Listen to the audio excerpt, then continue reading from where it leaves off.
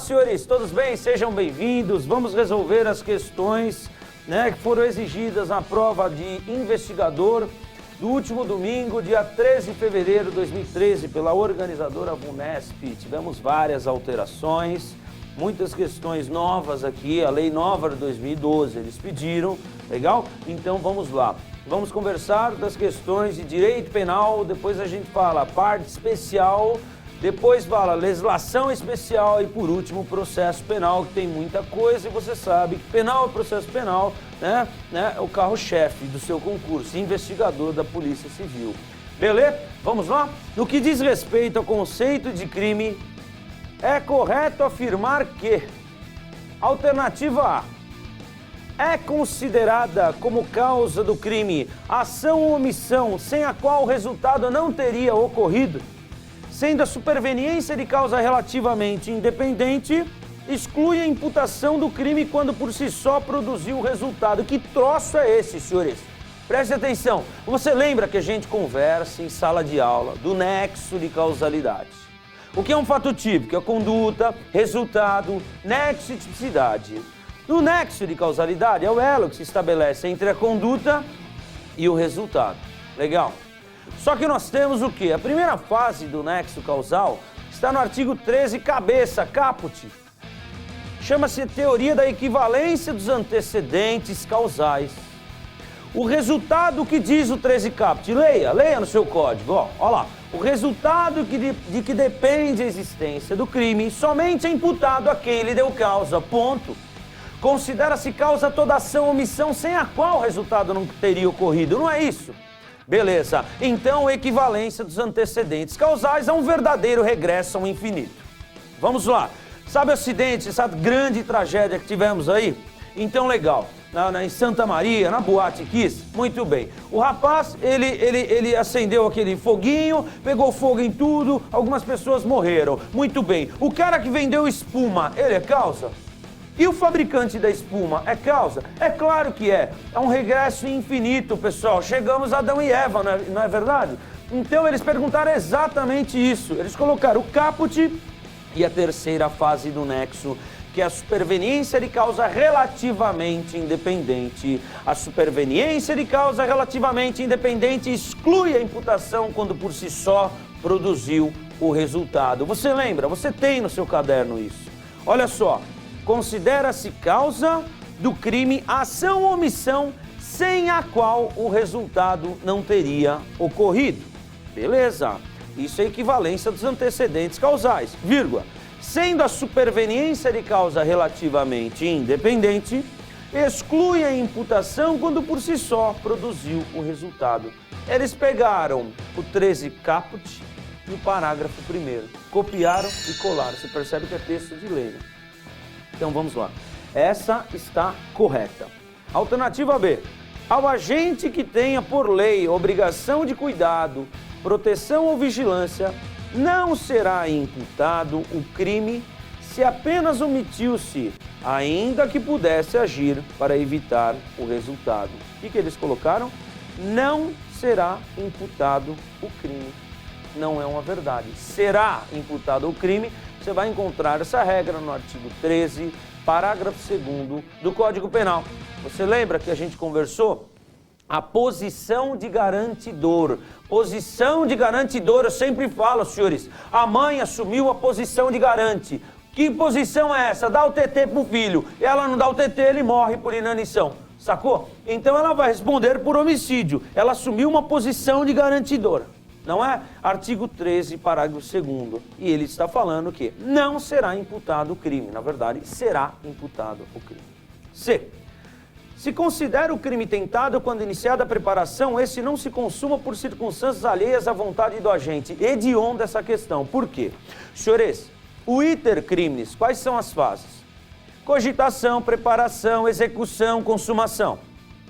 Cogitação, preparação, execução, consumação. Nós temos uma quinta, parte da doutrina entende exaurimento, esgotamento do crime, mas são 4. Cogitação, preparação, execução, consumação. A partir de qual fase nós temos crime no Brasil? Cogitação? Não. Preparação? Não. Execução? Sim. Por quê? Porque sim, porque o código fala. Olha lá no seu código, artigo 14.2. Vamos fazer a leitura. Ele fala assim, ó. Disse o crime tentado, quando iniciada a execução, não se consuma por circunstâncias alheias à vontade do agente. Alheias à vontade do agente. Não fala iniciada a cogitação, tampouco a preparação, é a execução. Então, essa alternativa C está errada. D. Para a caracterização da omissão penalmente relevante, é suficiente que o agente tivesse o poder de agir para evitar o resultado do crime. Não, não é suficiente que o agente tivesse o poder de agir, como eles colocaram aqui, porque o artigo 13, parágrafo 2º, fala da posição de garante. É poder, ó, que podia agir e devia agir. Isso é muito importante. Ele colocou, é suficiente que o agente tivesse poder de agir. Não é uma verdade, isso vai encontrar o texto diferente, artigo 13, parágrafo 2º do Código Penal. E se pune a tentativa C, por ineficácia absoluta do meio ou por impropriedade do objeto, é impossível consumar-se o crime. Senhores, preste atenção. Olha o que eles fizeram. Olha o que eles fizeram. Pegue o artigo 17 do Código Penal. Vamos fazer a leitura. Ó. Não se pune a tentativa quando por ineficácia absoluta do meio ou impropriedade do objeto é impossível consumar o delito. Que troço é esse? Crime impossível. É tentativa impossível, tentativa inadequada, tentativa inidônea. É crime impossível, pessoal. Se o crime é impossível, a tentativa é evidente que ela não é punível. Olha o que ele colocou. Se pune a tentativa. Ele pegou o texto do artigo 17, que é o crime impossível, e o que eles fizeram? Eles tiraram a palavrinha não. Então, se pune a tentativa, é não se pune a tentativa. Isso é VUNESP, pessoal. Texto de lei. Ele modifica uma palavra. Legal? Então, alternativa A. Alternativa A, 13, parágrafo 1º e 13, caput. Muito bem. Vamos à questão de número 32. Em relação aos crimes dolosos e culposos, é correto afirmar: gabarito B. B. Dolo estará caracterizado quando o agente quis ou assume o risco de produzir o resultado. Olha que interessante. O artigo 18, inciso 1, fala o quê? Disse o crime doloso quando o agente quis ou assume o risco de produzir o resultado. Texto de lei. Beleza? Vamos verificar o porquê as demais estão incorretas. Olha a alternativa A. A culpa estará caracterizada se o agente previu o resultado e assumiu o risco de produzi-lo. Pessoal, não é uma verdade, porque você tem que saber a diferença entre dolo e culpa. Dolo pode ser direto e pode ser indireto, eventual. O que é o dolo eventual? Que ele assume o risco. A culpa ele não quer, tampouco assume o risco. Então ele colocou, a culpa estará caracterizada se o agente previu o resultado e assumiu o risco? Não, ele não assumiu. Ele não assume o risco na culpa. Fechou? A está errada. B. A B está correta, que fala do dolo, né? C. A culpa consciente estará caracterizada quando o agente assumiu o risco de produzir o resultado do crime. Acabamos de falar, senhores. Culpa consciente ou com previsão. Ele prevê o resultado, não quer e não assume. Se ele assumir o risco, é dolo indireto eventual. A C está errada. D. O dolo estará caracterizado se o agente previu o resultado, mas não assumiu o risco de produzi-lo? Não é uma verdade. Por quê? O agente prevê o resultado no dolo? Sim. Ele quer no dolo eventual, ele não quer. No dolo direto, sim. Dolo eventual, ele não quer. Dolo eventual, ele assume o risco? Assume o risco. Na culpa consciente, ele assume o risco? Não assume o risco. Olha o que eles colocaram aqui. O dolo estará caracterizado se o agente previu o resultado, mas não assumiu o risco. Isso é culpa consciente. Beleza? E, com fundamento na parte geral do Código Penal, o agente será responsabilizado pela prática de crime culposo se praticar uma conduta prevista na lei como crime doloso, mas tenha agido com imprudência, imperícia ou negligência, independentemente da previsão legal do crime na modalidade culposa. Senhores, o que ele quis dizer com essa alternativa aí?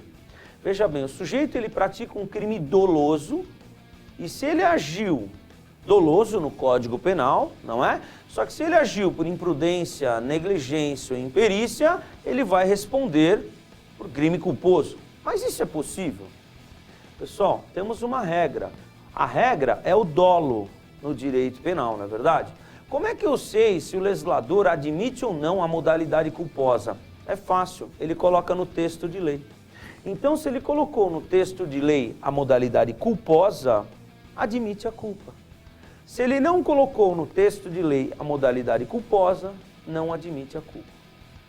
Então, veja só, homicídio admite a modalidade culposa? Sim. Por quê? Porque está no Código. Peculato 312, admite? Admite. Sim. Por quê? Está no Código. Lesão corporal, admite? Admite. Por quê? Porque está no Código. Dano, admite? Não. Porque não está no Código. Só na legislação especial, né, que é a lei ambiental. Roubo, admite a culpa? Você vai roubar por imprudência? Não. Tem a impressão que não. Então não está no Código, não admite a modalidade culposa. Essa questão está incorreta, porque eles colocaram o seguinte, ó, independentemente da previsão legal do crime culposo, não é uma verdade. Senhores, vamos à questão de número 33. Olha lá. Assinale a alternativa correta a respeito das excludentes de antijuridicidade previstas no Código Penal. A. Ao agir em estrito cumprimento de dever legal, o agente não responderá pelo excesso culposo, e sim apenas pelo excesso doloso. Senhores, o que acontece? O artigo 23 do Código Penal trata das excludentes de ilicitude, as excludentes de antijuridicidade, causa justificativa, justificação, estado de necessidade, legítima defesa, estrito cumprimento de dever legal, exercício regular de direito. Só que o parágrafo único do artigo 23 fala que todo excesso, seja doloso, seja culposo, é punível. Por quê? Porque o agente ele tem de observar requisitos, né? Se ele não observar os requisitos, ele vai responder pelo crime, seja doloso, seja culposo. Artigo 23, parágrafo único. Olha o que diz. Ao agir em estrito cumprimento de dever legal, o agente não responderá pelo excesso culposo, e sim apenas pelo excesso doloso. Não é uma verdade. Doloso ou culposo. B.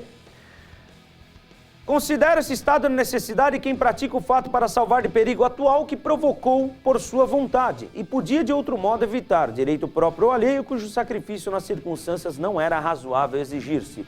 Senhores, o artigo 24, estado de necessidade, considera estado de necessidade quem pratica o fato para salvar direito próprio ou alheio, né, e o perigo atual, não fala iminente, mas é crucial. O agente que dá causa à situação de perigo não pode alegar estado de necessidade. Cuidado com esse troço, a gente frisa bem em sala de aula. Olha o que eles colocaram.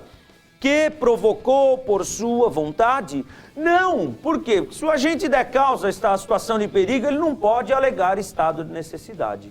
Maravilha? Eu, nesse estúdio aqui, eu atei o fogo aqui. Maravilha? Eu não posso alegar essa necessidade. Por quê? Porque eu dei causa. Legal? Até aqui? Vamos lá. C. A alegação do estado de necessidade independe do fato de o agente ter o dever legal de enfrentar o perigo. Ora, não é uma verdade. Por quê? Porque quem tem o dever legal de enfrentar o perigo não pode alegar estado de necessidade. Certinho? D. Em qualquer das hipóteses de excludente de antijuridicidade previstas na parte geral do Código Penal, o agente responderá pelo excesso doloso ou culposo. Ora, senhores, acabamos de falar. A alternativa D está correta, porque todo excesso, seja doloso, seja culposo, o agente vai responder. Artigo 23, parágrafo único do Código Penal. Fechou? A alternativa D está correta. E, para a caracterização da legítima defesa, basta, olha a importância, hein? Basta que o agente demonstre ter repelido uma injusta agressão, atual ou iminente, a direito seu ou de outrem. Ora, basta o agente demonstrar que ele foi agredido injustamente? Basta isso? Evidente que não. Ele tem de demonstrar o quê? A moderação no emprego dos meios necessários é crucial. O sujeito vem com um palito de dentes furar o meu olho. Maravilha. Eu tenho uma serra elétrica e arranco-lhe a cabeça. Isso é legítima defesa também. Eu fui agredido injustamente, mas eu arranquei a cabeça do cara. eu não achei, essa conduta não é moderada, não preencheu o requisito. Então não basta que o agente demonstre ter repelido uma injusta agressão atual e iminente. Não, tem de demonstrar a moderação no emprego dos meios necessários. A alternativa D está correta da questão de número 33.